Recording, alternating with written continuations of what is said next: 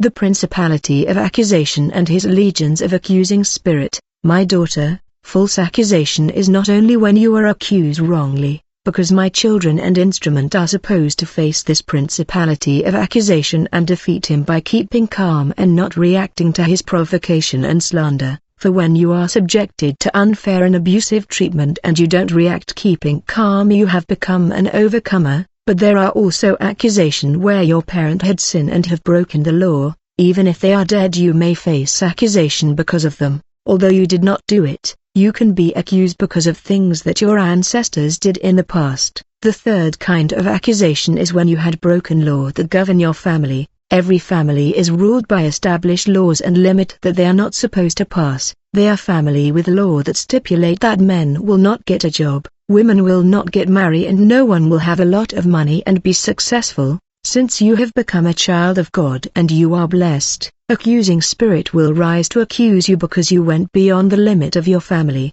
for no one in your family was supposed to break through. If you break family covenant and dismantle the established laws that govern your family, thus enabling people to get married and become prosperous, accusation will rise against you, for you have violated the law that the enemy has placed in your family. No weapon that is formed against thee shall prosper, and every tongue that shall rise against thee in judgment thou shalt condemn.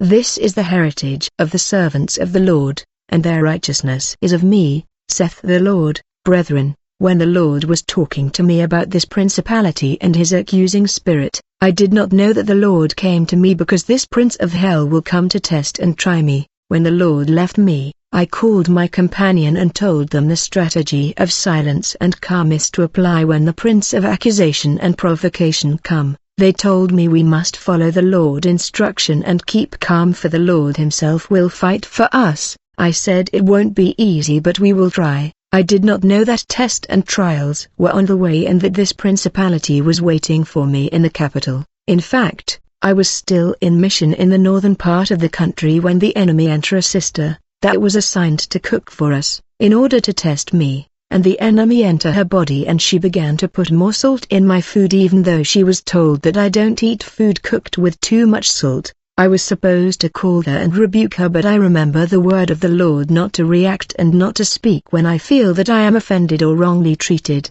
However, I told her, Pastor, the person you charged to cook for me is putting more salt in my food. Tell her that I can't eat that food. When this sister was reminded not to put more salt in my food, she got offended, and out of bitterness she put more salt in my food in order to aggravate. I was stunned to see that she deliberately ignored the instruction and put more salt in my food, but I managed to endure and put up with her without speaking and reacting. This test was nothing in comparison to the coming persecution waiting for me. When I returned to the capital where I was renting with my children, I was so blessed with many gifts from the mission outreach, and I shared these gifts with my neighbors where we were renting and in the neighborhood. Then I told my children the word of the Lord about false accusation that may come against my life, but I should not defend myself. Few days after my return to the capital, I noticed that people that were in good terms with me, their attitude changed completely. People who used to say hello to me changed towards me, and I could not understand why. In reality, my neighbor was possessed by the demon of false accusation, and was going from house to house in the city to wrongly accuse me of thing I don't know and smearing me. She even told my landlord that I have been cursing her children in my prayer, and the landlord's attitude changed dramatically. I said to myself, I came back from this evangelical mission with many gifts that I shared with everybody in the neighborhood, but why is everybody's attitude changed against me? Finally a friend told me, your neighbor is doing a smearing campaign all over the city accusing you of many things. This neighbor that was possessed by accusing spirit began to persecute me and my children, subjecting us to abusive treatment. My children could not take it anymore and wanted to react and deal with her. I told them, remember what the Lord told us, we cannot defend ourselves. Even if we are right, we have to remain silent. Nevertheless, the woman was not changing, for her attitude became unacceptable and unbearable. This was a psychological aggression, and we suffer from abusive treatment. I knew that I had to endure. This lady and her husband were united to make us uncomfortable in many ways, but I never responded to her. The Lord is good. He knew that this was coming and came to ask me to endure all this unacceptable abusive behavior. Really, if this woman did this to me when I was still an angry woman, I would have smacked her. There were days my children said, "Mother, allow us to beat her and punish her." I told them that's not what the Lord said. Remember, He told us to endure and not to react nor defend ourselves. I remember when I told the Lord I will not react when I am provoked. He said, "I pity you, my daughter, for I know your character." But I said, "Lord, today I make a decision before you that I will not react or manifest anger when someone falsely accuse me or mistreat me." I came to understand that repentance and change is about decision, even if I was an angry woman. But since I decided not to react to abuse, the Lord helped me to endure and suffer in silence without reacting. I saw that the Lord was breaking my character. Whenever this neighbor saw me, she was spitting on the ground to hurt me, and her words were insult. It was really painful and I was shaken in my inside, but I endured pain with the decision not to react. She went on to accuse my mother of being a witch. My mother got angry, but I exhorted her in order to calm down her temper. I said, "Mother, there is a blessing after every test and trials," but the situation was getting worse. I prayed and said, "Lord, I am willing to endure more, and I will not react.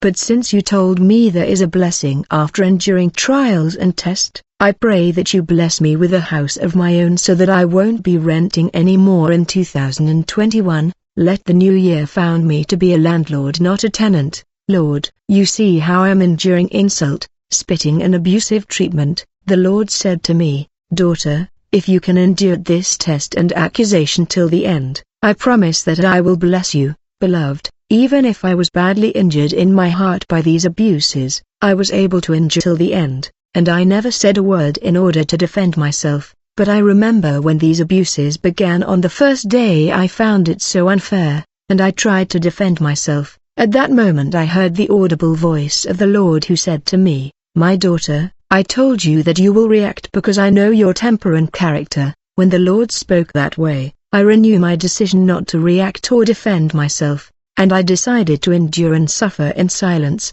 And since I was decisive, I was able to go through the worst psychological abuse and aggression without reacting and saying a word. The Lord came and said, "My daughter, unfair treatment and false accusation really hurt in the inside and burn the heart. Even me, your Lord, have suffered in my heart. Daughter, I have looked in your heart and I can see that you have endured these abuses and there is no bitterness or anger towards your abuser. Thus you have passed the test successfully." After passing the test, the Lord instructed me to testify on the internet, and when I obeyed the Lord, the door was opened and I was blessed financially. As a result, I bought my own place and we left that compound where I was abused, and my daughter was blessed with marriage to a man that was well off. Blessed are those who are persecuted because of righteousness, for theirs is the kingdom of heaven.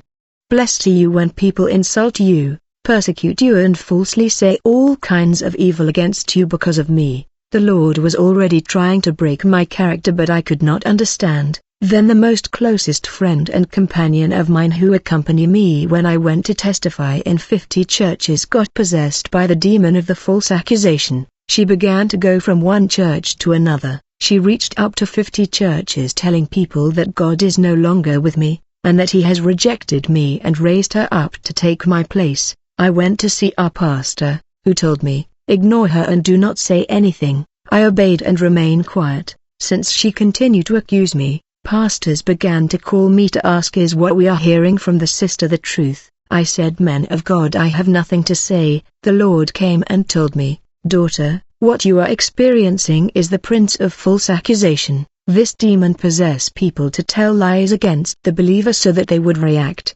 These false accusation is a strategy of provocation, for all he wants is to see the believer reacting to his false accusation, and whenever the believer react in anger, bitterness and nervosity, this reaction allow him to steal blessing that comes after the test, and when the believer fail the test, he lose the blessing that come after the test, because it is stolen and confiscated by this evil spirit, that would also capture the word spoken in anger by the believer in order to accuse him more. But the strategy in order to conquer and overcome this demon, you will need to keep calm and quiet and do not respond. What respond in provocation is the flesh. that the believer is called to mortify. Unless you crucify the flesh through abstinence and fasting, it will always react when the provocation of accusing spirit come, but when the flesh is dead, it won't respond because it is mortified. Galatians 5 verse 24 says, "Those who belong to Christ have crucified the flesh with its passions and desires." Finally, this sister plotted with other friend of mine and they poisoned me.